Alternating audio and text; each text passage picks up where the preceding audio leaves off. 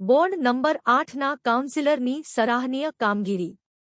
પોરબંદરમાં ભારે વરસાદને કારણે વોર્ડ નંબર 8ના નીચાણવાળા વિસ્તારોમાં ઘરમાં પાણી ભરાયા.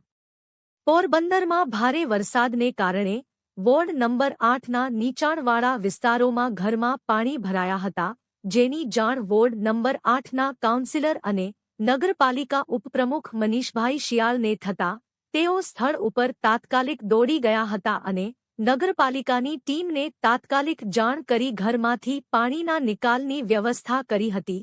ત્યારે સ્થાનિક લોકોએ પણ તેમની આ સરાહનીય કામગીરીને બિરદાવી હતી.